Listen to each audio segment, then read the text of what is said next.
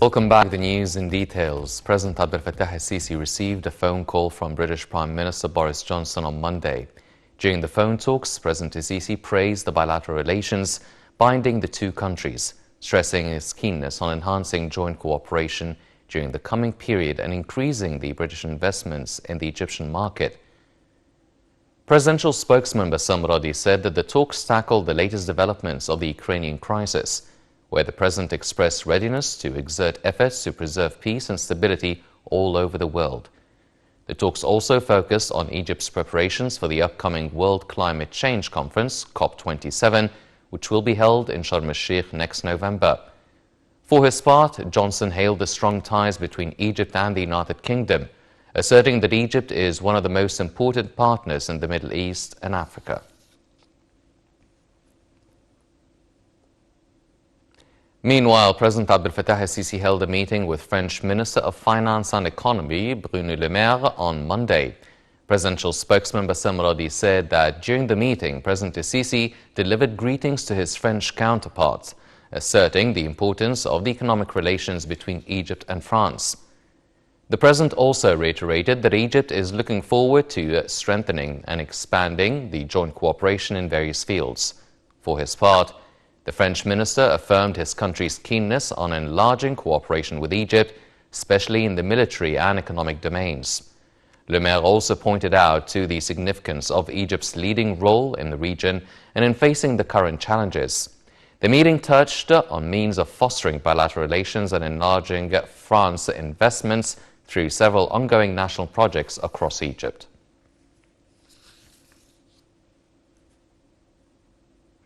Foreign Minister Sameh Shukri held a meeting with Qatar's Deputy Prime Minister and Foreign Minister Mohammed bin Abdulrahman Al Thani at the Foreign Ministry's headquarters on Monday. Following their talks, the two ministers held a joint press conference where Shukri affirmed Egypt's keenness on boosting joint cooperation in different domains during the coming period. For his part, the Qatari official reiterated that both sides agreed on continuing coordination and intensifying cooperation in the economic, cultural and sports fields. He also said that Qatar is looking forward to forming a joint committee to discuss several issues of common interest. Earlier, Foreign Minister Sameh Shukri participated in a six-party ministerial summit with the foreign ministers of the United States, Israel, the United Arab Emirates, Bahrain and Morocco in Negev. The summit came at the invitation of Israel's Foreign Minister Yair Lapid. Following the Negev summit, the foreign ministers held a joint press conference. During the press conference, Shukri asserted the importance of the two-state solution that guarantees establishing an independent state on the 1967 borders. Shukri said fruitful talks were held, tackling the current regional and global challenges. The minister said they celebrate 43 years of peace between Egypt and Israel. He pointed out that the talks tackled peace negotiations between Palestinians and Israelis and two-state solution on the 1967 borders. Shukri denounced any terrorist attacks, asserting the necessity of closing ranks to combat terrorism. The top diplomat also refused any intervention in the affairs of countries in the region and that he is looking forward to continuing dialogue on a number of files.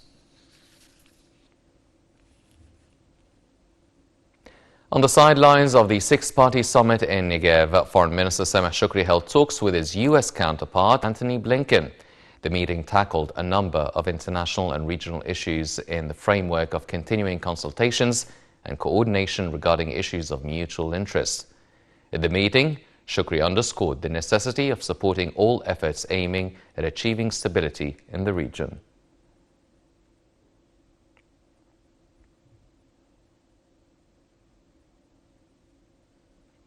As he hosted an unprecedented meeting with four Arab foreign ministers, Israel's foreign minister Yair Lapid said Monday that the deepening alliance between Israel and several Arab states intimidates and deters Iran. Addressing the press conference in Negev, the U.S. Secretary of State Antony Blinken also said Washington and its allies will work together to confront security challenges and threats, including from Iran and its proxies. Blinken also said Washington would continue to support the normalization process between Israel and Arab countries, but added that this should not be a substitute for peace between Israelis and Palestinians.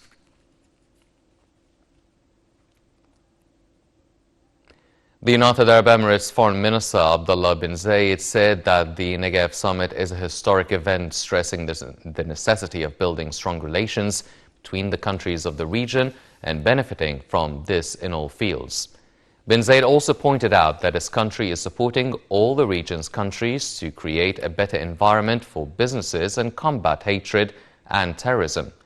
He also stressed on the importance of coexistence for a better future for the peoples in the region.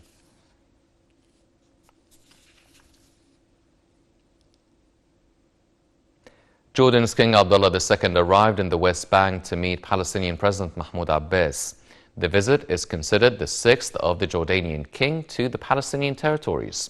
The last visit was in 2017 when King Abdullah met Abbas in Ramallah.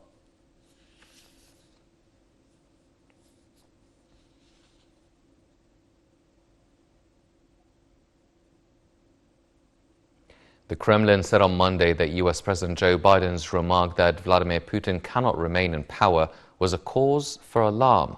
A